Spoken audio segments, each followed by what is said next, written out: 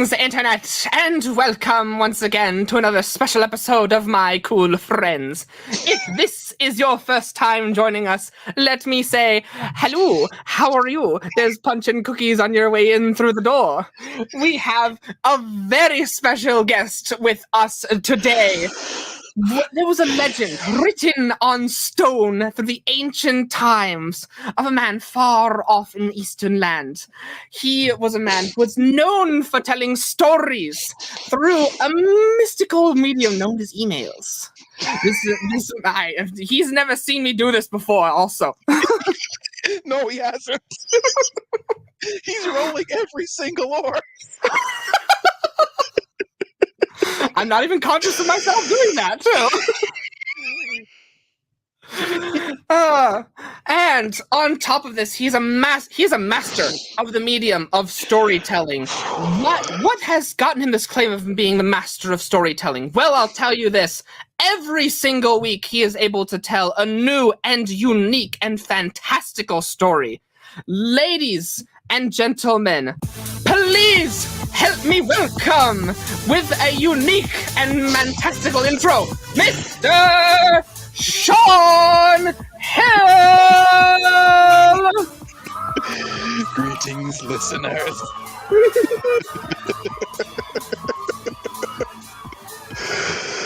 Oh.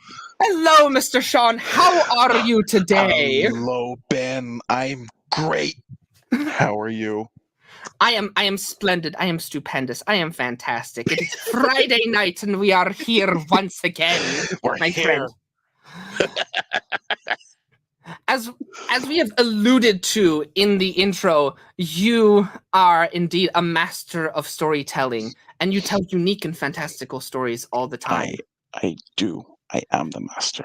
Could you tell us more about this? Oh, where do I begin? Right. Every week, I publish 5 different pieces of flash fiction on my Substack publication, Shadows and Sorcery. What is flash fiction? Because What is flash fiction? I mentioned that to you a good while back, and you thought it was fiction about the superhero, the Flash. I did. I distinctly remember this story. But you know what? I don't blame you, because very few people have heard of flash fiction. It is also known as microfiction, which is pretty self-explanatory. It is literally just microfiction. It is little teeny tiny stories. Flash fiction is also descriptive, except what it's not. It is a flash of a story, or it is a story that is gone in a flash. A flash in the pan. Yeah, like that, right? It just flashes by. But much like a bright light flashing into your eyes leaves an impression, which is the idea, I guess. There's other names for it, like vignettes, sketches, dribbles, drabbles. But they all tend to describe different lengths of stories. I think those different names and descriptions are pretty pointless. I just call it microfiction or flash fiction. The idea is it's generally anything under 1,000 words. Okay. And people think, how do you tell a story, like a whole story in under 1,000 words? Because that's like a page and a half at best. Depends how you format it, I guess. But you can't tell a whole story in under 1,000 words, and you can tell some really good stories in under 1,000 words. Right. I write fantasy stories under 1,000 words. People think fantasy, think big, grand, epic, world-spanning Lord of the Rings. World-building, Lord of the Rings kind of thing. People think Lord of the Rings, Silmarillion, Tolkien, like the big, giant, super hyper-detailed stuff. While I do love that stuff, I don't believe it's the only thing fantasy needs to be. Because fantasy, it can be anything. It's a fantasy. There is no set definition on what it is. There's a lot of things we believe it is. The word carries connotations now. That's absolutely fine. I play into them a lot myself, but it can be anything. And that's the important part. So every week I write 5 of these things. I use my own special little name generator that I built myself, put my own terms into it, and then I generate 3 to 5 names area names, random names, names of things, names of people, and I write just a little piece about that thing. I write 5 of those, or 3 to 5 of them. Sometimes it's 3 longer stories, sometimes it's 5 shorter ones, and I send them off, and the people read them and they enjoy them. And that, in a nutshell, very large nutshell, is what I do. That and that's a great nutshell. Uh we have comments coming in. Sleep Pay Profits, which is Chad Nedland. Hello, Chad. How are you? Hello, He Chad. says, love to check this out. Uber interested. If you are interested, there are links in the comment section that you can click at, and just for today, you can subscribe to him for free. The link is scrolling by on the screen, and it is in the YouTube description of this live stream. As a matter of fact, it's going Huh? through the weekend. I should Oh, mention that. Sorry. Yeah, until the 9th. You click that link, you get a free premium subscription to shadowsandsorcery.substack.com. That is 3 to 5 stories a week. That is 1 serial chapter a month, and that is access to the entire 300 plus story archive. There's a lot of stuff to read in there. All right. that's a lot. That's a lot of reading. That's a lot of reading. I did the math on it once a while back, and it's like 30 to 50,000 words. And that was like every single week for a year. Wow. That's a lot of writing. Now let's talk about that real quick. Yes. I've interviewed many a people on this show, and like, let's just applaud you for that. Like, you ignore the writing thing for a moment. You've stayed committed to a thing for an entire year. How did you do that? See, here's the thing. I used to I see the comments coming in. I can read these stories on my throne. That's exactly where you should read them. I'm dead serious. It's the perfect place to do it. No distractions. I'm dead serious. Right. I have a friend who does that every week. He gets his publication, reads it on his throne, and he tells me. But yeah, basically, the major drive behind it is, if people are going to be paying money for this, I'm going to get it out there. You know what I mean? Mm-hmm. And I used to this is a bit of context, a bit of backstories. I used to write a writer's blog back when I got on Twitter first, and all the writing people said, "Oh, you should have a writer's blog. You write all your stuff down on, it makes you seem important." Da da da. So I said, "Okay, I'll do that." And for about once a week for quite a while, I wrote blog posts on just my thoughts on stuff on horror media, fantasy media, which is the stuff I'm into, and it burned me the hell out really badly, because I put way too much work into those. Like, not that that's necessarily a bad thing, but it was I was putting more work in than was perhaps necessary for those. I'm actually very proud of some of those posts that I've written up, and they're still there for me to refer to if I ever need to. But like, that wasn't really for anybody. That was for me.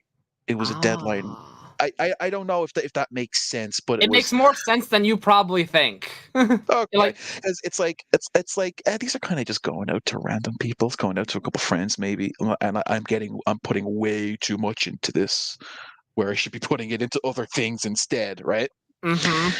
But then my friend came to me and he said, "Hey, you should check out this Substack thing," because this was a little over a year ago. A bunch of major comic book writers and or artists, I can't remember which, went over to this service, because this Substack service, because of their their attitudes towards creators' rights, which is one of their big selling points. Like, what you put up on here is yours. You own it, not us. And a lot of people really like that. Um, and then I kind of got involved in that, and I'd actually done a writing exercise on my writer's blog, where I essentially did what I do for the thing now. And I said, I like doing that. I could do more of that, and maybe people would pay me for it. Here we are. But now that there was money involved, a paying audience who are expecting, something for the thing they're giving you money for, it was like, I need to get this out, and I need to be constant with it. And I, somewhat to my own surprise, I've been extremely constant with it. I've taken 1 week off, and even then I put something out anyway. Yeah, that's It's been a great, a great sort of anchor, a great focus. yeah, like you're it's an anchor of pride that people will be paying for this, so I want to make it something worth paying for. Exactly, because it's like when new people come in and they see this thing has consistently been coming out week after week after week, you're not going to be going, weeks or months without anything, and like, well, what am I paying for? No, it's coming out. You're getting it every week without fail. You're getting something anyway. And that was the other major important thing, to keep that constancy, that people see that constancy looks good, Yeah. Yeah. I want to talk about we alluded to it a little bit with this comment, and we've talked about it many a times before when you and me had chatted privately,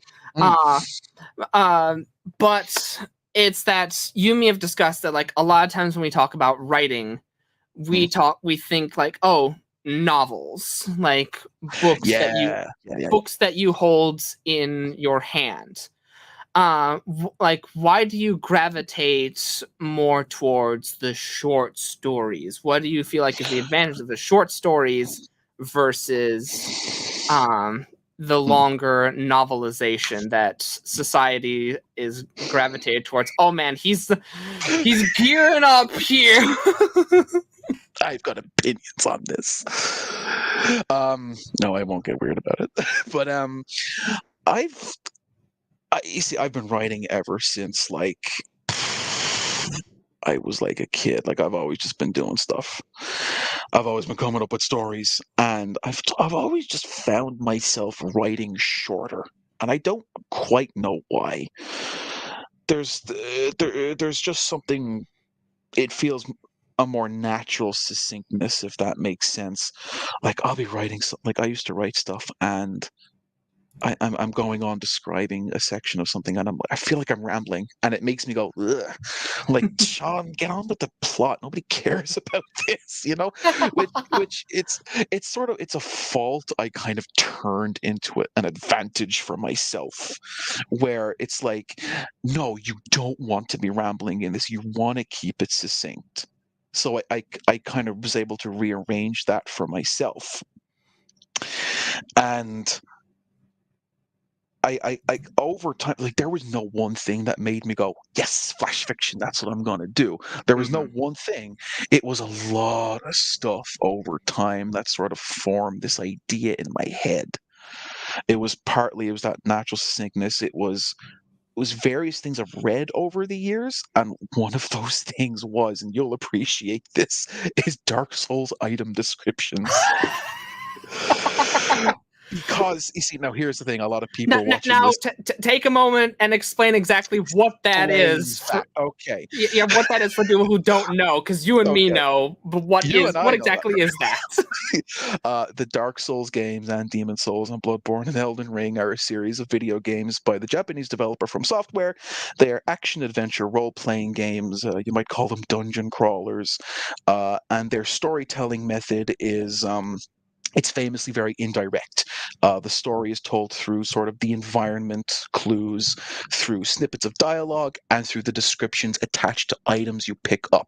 So you'll pick up a sword or whatever, and it'll have a description attached to it that you can read, and it'll say, oh, this sword comes from this land, or it belonged to this person, or whatever, and it gives you an idea. It gives you context. And as you're picking up more items in the world, you'll see references to those things appear, and you will start to form an idea in your head of what's going on. And that's a major thing that really caught me. apart from like the ability to like hyper focus on an idea or a concept, it's the idea of using the reader's imagination to build that yourself. Like it's that, you see, with I'm starting to ramble already, No, but you're good. We're talking about you found this medium where yeah, it wasn't just writing a whole page and then yeah, using that yeah. to tell a story. It was Mm. using a world and an environment and Yeah, an individual's imagination in yeah, order to but tell the story. of course, that's a video game. That's a more interactive medium where you can walk around Mhm. and look and stuff at your own time. A story's different, but you see, with longer works, especially novels, uh, they have they have the space to more passively impart information to you. They they are able to go on at length about the backstory or the history or the description of something, and you're sort of a passive participant in that. But with the shorter fiction gets, the more active a participant you become, and the best flash fiction will use your mind to extrapolate answers and implications and inferences of things, and I really like that. The best example of it I have is actually Ernest Hemingway, of all people. Have you ever heard of his famous 6-word story? I I have not, and yeah, please elaborate on Yeah. who Ernest Hemingway is for those that Er- don't know. Ernest Hemingway is a famous American writer whose works I've never read. Uh, look, it's just not the stuff that I'm particularly interested in myself, but I know he's a very influential American writer. He wrote The Old Man of the Sea is the one title I'm super aware of. Oh, he wrote a story that a bunch of films are based off of that I really like, that I can't remember now, and that's actually kind of embarrassing. But he wrote a 6-word story that is it's like the perfect epitome of like flash fiction. For sale, baby shoes, never worn. That's it. So, It's say that again. the whole story is for sale, baby shoes, never worn. That's it. That's it. Yes, but it's what it's supposed to infer. What do what do those words conjure in your head? They kind of imply Mm. tragedy. They imply something bad. Baby shoes, never worn. Think like Mm. think about that, and that's what it's meant to do. It's meant to evoke something in your head of like, oh, why were they never worn? I mean, we're getting a bit weird and dark here, but it's the best example I have Right. He because didn't it write the story, he put the imagination of the yeah, story in your head. essentially, yes, he uses the reader's head to extrapolate, and he had a lot of cats too. He did, but he uses those 6 words and nothing else to invent an entire scenario out of your imagination, and I think that is absolutely incredible. And Yeah. that is the real strength of this flash fiction stuff. It's why the Dark Souls. I'm comparing Dark Souls and Hemingway, which is really strange, but it's the way the Dark Souls item descriptions work, and it's what really the idea was there, but that kind of stuff really sparked it. It's like, oh, you can infer an entire world out of a bunch of random descriptions of stuff, and it's built in your head using the power of your imagination. But they provide the solid points and the context for it to work. It's a level of engagement you don't necessarily get with longer works of fiction. Right. Not that longer works of fiction can't do that. They absolutely can. It's just it's rarer because Yeah. with a novel you want the description, you want the detail. That's why you're there. It's almost like you provide a level of building blocks, Yeah, but you don't tell them what the actual building once finished is going to look like. exactly. They get to imagine what the structure is Uh, going to look like once it's finished. yeah, exactly. Like I actually have a food analogy that kind of works. People hate food analogies, but I have No, one. no, proceed. It's like a novel is like getting all the ingredients for a really good bowl of spaghetti, and you put it together yourself. But a flash fiction story is getting a really good plate of spaghetti and having to figure out what's in it. Mm. Right? You have to take it apart and you have to think about it. You have to examine it rather than having all the components there yourself given to you in a more passive manner. And by passive, I don't mean anything bad. It's just different. That's all. But that's my food analogy. People hate food analogies. I'm not sure why, but they do. Well, it's something relatable that we can all connect Yeah. to. Yeah, I think people see them as kind of cliched. I don't know. But yeah, it's more about being given something very specific. Sometimes it's very detailed, sometimes it's very vague, but you're meant to get the inferences and the implications of that stuff yourself. It's very actively engaging, and I really like that stuff. And why I like that stuff is it's very personal, because I love, you know me, I read all sorts of weird stuff all the I time, do right? know you very well. I go off and I read all sorts of I read lots of stuff about religion, spirituality, mythology. I love that stuff. It's what informs a lot of my writing, and I love reading those little bits of lore, and just "Oh, that's really cool," and it just sparks something in your head, right? Yeah. And that's like, I want to write these little tiny hyper condensed but super focused things that give you that experience of make you like, even if you're a reader, you're just a reader, you're just up here and you're like, Hmm. oh, that's really cool, I like that, and it's a positive emotional experience. Or you're down here in writer hell, and it can like serve as inspiration. You're like, oh, that's really cool, yeah, yeah, oh, that's like, and it gets your brain thinking about stuff, because that's what I do when I read about like ancient religions and stuff. It's imagination fuel. I really want to share that experience with people because it feels great, you know? Yeah. Yeah, I love this comment here, creating an active reader instead of a passive reader. yeah, yeah. I want people active. I want them sitting there reading about this weird nonsense that I'm publishing, and I want them to go, "What the hell is that all about?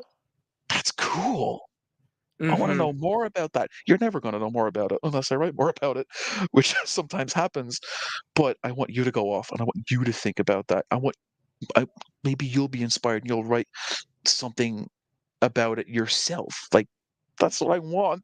You know, I want to like engender creativity in people. So I want to share this thing. You know. yeah, so let's ask that question, shall we? Let's say Yeah. let's say someone's watching this, and Yes. they're like, "Wow, this method of storytelling is very cool. I love how they're talking about item descriptions and Mhm. to tell a story, and I want my audience to be an active audience and active readers. What sort of piece of advice would you give to someone who may be hearing about this method of storytelling for the first time and would like to go out and give it a college try? What sort of piece of advice what sort of piece of advice would you give to them? For someone trying to write this stuff themselves. Here's where I kind of have to be weird about this. If there's one piece of writing advice I can ever give anybody, it's don't listen to other writers' advice. Look, art is a messy, emotional, subjective experience. You find what works for you.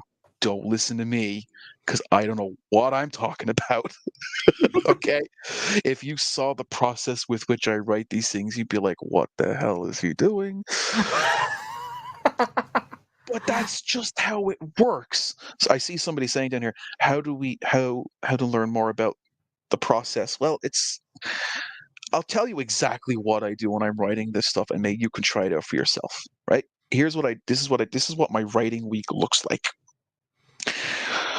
Monday, I generate a bunch of names in my generator.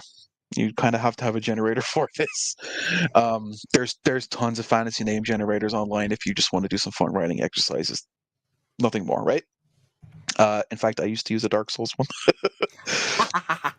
It took all the area names in the games and scrambled them around and made up randomized ones for you. And I wrote Nice. stuff. Yeah. So if you can find that out there, I don't know where that is anymore. If you can find that, use that. That's what I use. It's really cool. Has the sound effect and everything for area Nice. names popping up. Oh, nice. So every Monday I generate a whole bunch of names, and the important thing is they have to spark an image in my head. Right? Okay. The name can sound cool, but if I don't have a picture of what that is that I can then like use in something or describe, it's useless, right? So it has to spark an image in my head, and then I'll get 3 to 5 of those. Sometimes I'll do upwards of like 8 to 10, just in case something doesn't work out, you know. Mm-hmm. I'll get a bunch of those together, and then from Tuesday to Saturday, I will just start writing down as much stuff about those different ones I can. And it's very important to have an image in my head about it. Like, oh, I don't want to start giving descriptions of area names or anything. Uh, one of the recent ones I got was uh, they are literally just two random names, two random words that came together. It was Crystal Eerie, an Eerie being like a bird's nest, a high perched place, and it that conjured an image in my head, and I can use that. I can describe it's like, well, a Crystal Eerie. What? Okay, so it's like a high perched area or a nest of some kind. So it's high up. Why is it up there? What's that doing? And then a lot of the stuff that I read myself on a lot of the fiction I consume. You see, that's where the subjectivity of it comes in, because a lot of the stuff that I've soaked up myself informs what I'm going to write about this Crystal Eerie. What's that about? Mm-hmm. And then I just start writing ideas down. You know, something with wizards, probably. You know, crystals, wizards. That'll do as a start, and then it works out. And now I've got a whole like super weird idea about it I've written down that I'm really happy with. Most of the time they're descriptions of places, of the people who live in those places. Sometimes it's a snippet of a story, uh, of like a larger story that you're kind of coming in on for a Mm-hmm. second, or it's a broad overview. Think of them like folk tales almost, Right. right? That length, that tone, that level of detail, right? And yeah, that's the writing process. It's not very it's involved, but it's not very detailed. And it's very weird to talk about because it's mostly just going back and forth from one story as the ideas come in, maybe writing a short kind of, I don't say plot outline. I don't really have plots per se, but writing an outline of what I want to talk about and then taking each bit of that outline and extrapolating on that until I have a finished piece. And I'll jump back and forth between them every day. I'll keep going until the words literally will not type. You know, like mid sentence, I'll be like, I can't even think about what this is supposed to be anymore. You know, but you see, that's the thing about art. You have to find it for yourself. You have to find the thing that works for you. You can read Stephen King's on writing all you want. You're not Stephen King in the Right. 70s, right? You don't live in that world. You don't have his experiences. You don't have his, excuse me, his circumstances or anything. So it's kind of hard to take other writers' advice because of that, because it's art. It's messy, Mm-hmm. it's emotional, it's subjective. If you have images in your head that you want to describe and you want to have fun describing them, you will find a way to do it. Don't worry. But if you want to try the thing I do, get a fantasy name generator, just keep pressing the button until something comes up that makes you go, oh, that's cool. Oh, what would that look like? Who would live there? And then just write it. Mm-hmm. Like, I go over the 1,000 word limit all the goddamn time. You know, But it's that's not. because you're having fun with it. That's because I'm having fun with it. I've published whole ass short stories on that thing. I once put out a 2,500 word. That's a short story. That is not flash fiction. That is a short story. But that's what the people got that week because I had fun writing it. I don't care. But oh, so I see. I get to see the messages as well. So it says asking the Yes. questions the reader will ask, and then guide them through the images of their mind. See, And that's the thing. I don't know what images you're going to get in your mind, and that's kind of the cool part, is because it should be a little bit interpretive. Everyone should have their own little idea of what's going on in the background. That's It goes back to that story of the shoes, Yeah. like baby shoes that were never worn. Like I'm picturing that as almost like a rainy Eastern London city where the shoes are in a window. Yeah, it's conjuring an image in your head. But that's not a detail that's ever described, like, nor is that probably a detail that anyone listening to this also has in their head, and that's sort of like the level of fun engagement. Yeah, that's the thing. Like that just conjure that out of your head, out of nothing, and that's great, right? It's because it implies like who are these people? What are their lives? What is their life? What is their relationship like after that? You know, after this tragedy, like what do you do with the money you get from that sort of thing? You know, and it just like you can just go from there, and that's the really great thing about this stuff is how it makes your imagination fire, and that's what I'm really into, and it's really what I want to like. I want to share that experience with people more than anything. I want to share that experience of going, oh, that's so cool, and it's making my brain go you know, because it's a good feeling and it's great. And then you want to sit down and type stuff, and like maybe you're not even a writer, but it just does something to you, and you just have that human urge to express something that's in your head to other people, and it's beautiful, you know. Right. And Sean, I have a question for you. Yes. Where can people find you? People can find me. They can my social media site of choice. Well, not really of choice. You kind of have to have it. My social media that I am forced to use. My social media burden is I'm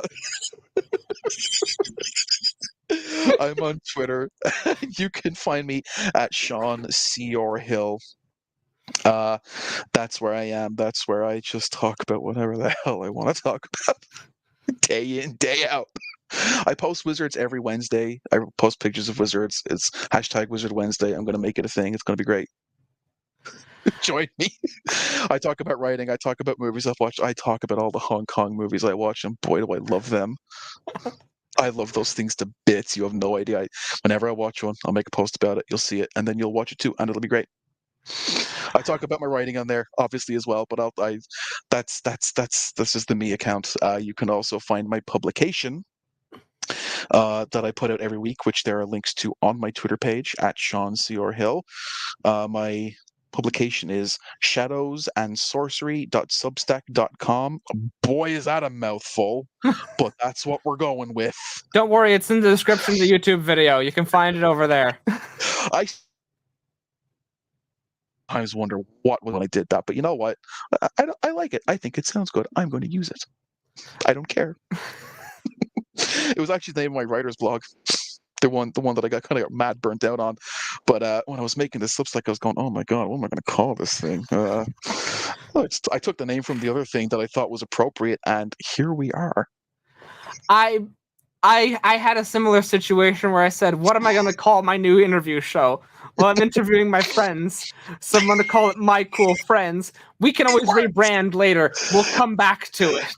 It's fine. It works. It works. But it's great because it got the alliteration in there, sort of. You know, because I always like to talk about my fantasy flash fiction or my microfiction mini-zine. Oh, it's great. I love the alliteration. It works. Ladies and gentlemen, this has been our very special episode of My Cool Friends.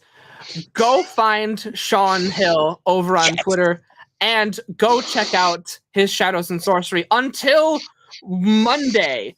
Yes. Ladies and gentlemen, if you're watching this live, you're one of the special crowd because you can go and get the subscription to his email list where you get Oh my lord! Like free stories every single week in the pound full.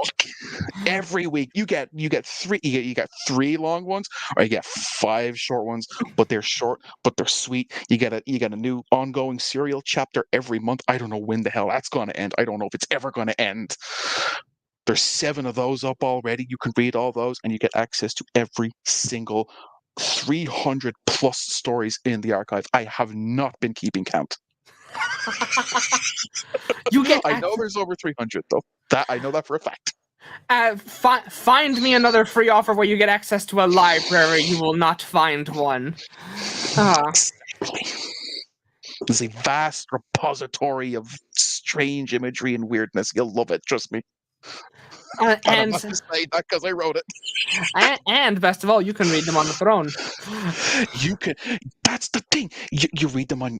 You got to go to the bathroom. You read a story. Something before bed, something on your commute, something on your lunch break, or maybe you want to sit down for the next 5 hours and just binge the whole thing. You can do that. It's great. That's the power of flash fiction right there, folks. That is indeed the power of flash fiction. This is, ladies and gentlemen, this is the future. Short storytelling where we have our audiences engage with our medium, where we engage with one another and be human. Yes. Ladies and gentlemen, this has been our creative writer, Seán Hill. Seán, thank you so much for joining us. And oh my God, Ben, thank you so much. Yeah, Sorry, you go first. Yeah, and teaching us all about this fantastic medium that you're a master of. I am a master, but thank you. Thank you for having me on and letting me talk for like half an hour about this. Until next week, ladies and gentlemen, we will be back with a mastermind. We'll be hosting a mastermind next week, and we will have more and more special episodes on My Cool Friends. Until then, ladies and gentlemen, have a fantastic weekend, and remember to stay safe and stay healthy. Bye-bye, everybody. Goodbye.